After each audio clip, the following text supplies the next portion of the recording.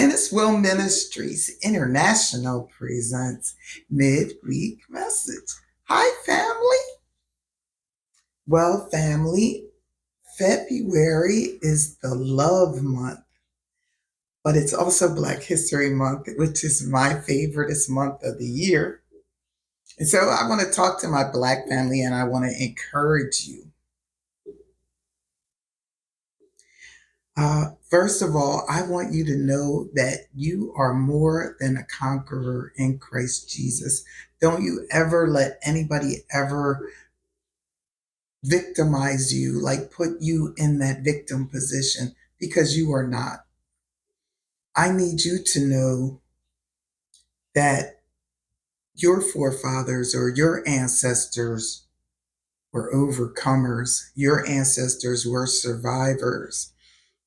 We're hearing all this stuff about these files and the horrific things that were in those files. That was happening to your ancestors. that was happening to them back then. All of it. And then some. And so, yeah. As horrific as those things are that's going on, just know that your people, your ancestors, your forefathers survived that and worse. They are overcomers. When slavery was over, there was no help. People just got like, okay, get on out there. Because the hope was is that they would stay and work for pennies on the dollar anyway. And some people did, but some people got out of Dodge. And the ones who stayed survived, and the ones that left survived. And we're here as a testament to our people being survivors.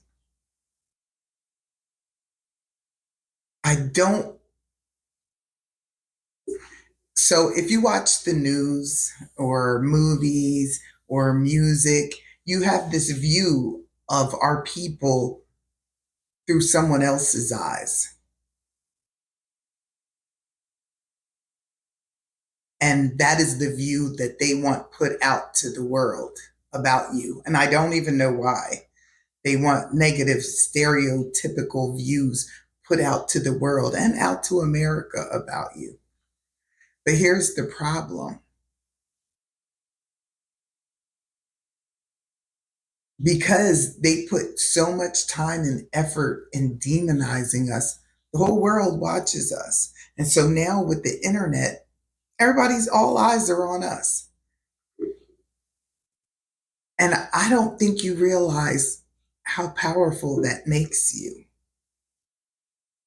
I don't think you realize how you push an algorithm, how what we find important is pushed out there. Everybody's talking about FBA now. Everybody's talking about our indigenous roots now, not just us. I need you to understand just how powerful you are. I want to go back. Last year, we talked about this. And I didn't check the stats for this year, but for last year, the spending power of the Black community in America was $1.6 trillion. We have the spending power. We have greater spending power than all the 13 countries in this world. Now that's power. The problem being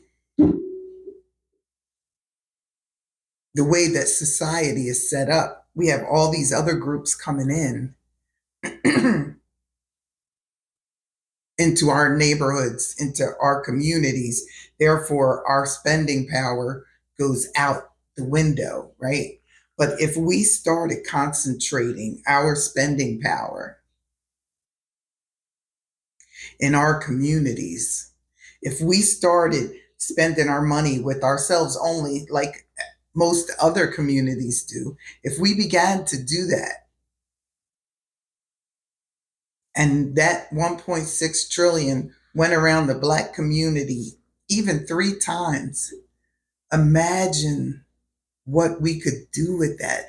Imagine what that would do for our schools, what that would do for our communities, what that would do, how that would enrich our people amongst ourselves. In other communities, they do that. They don't go outside of their community for anything. For anything. You need a plumber, you get a plumber in your community. Now, our communities have been kind of broke apart and we live kind of away from each other, but guess what? We can still find a way to support each other. We can make a way to support each other. Because that $1.6 trillion, that's power. That's power. You are powerful. For you young people, I cannot impress upon you enough the way you dress, the music that you like, the video games that you like, the sports that you like, the style of dress you have, the slang you speak, the way you girl, well, the way y'all do your hair. The whole world, young people all over the world are watching you and copying you, emulating you, the way you dance. Everything you do, you're being emulated. You drive the culture.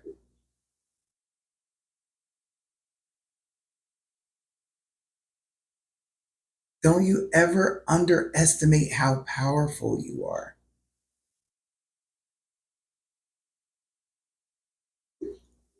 I talked about cognitive dissonance, and you're probably having it now when I'm telling you how great you are. Probably like, what? No, what? Yes, yes.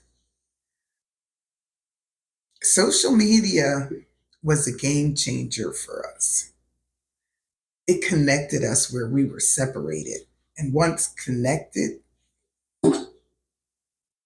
we're not all the same religion. We're not all the same. Uh, like when you divide us up in different states, we're very different. Doesn't matter. We're all American.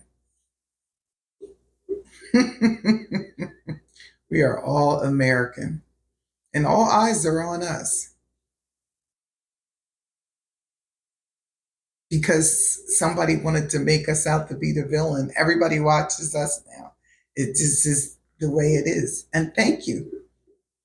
Thank you. Because we lead. And it's up to us how we lead. It's up to us how our image around the world is up to us. If we want to allow those tired, stale images that are portrayed everywhere, then that's what we're going to have. Women, we're going to talk next week about how they say one woman is the standard of beauty, but all the women want to look like us. We'll talk about that next week.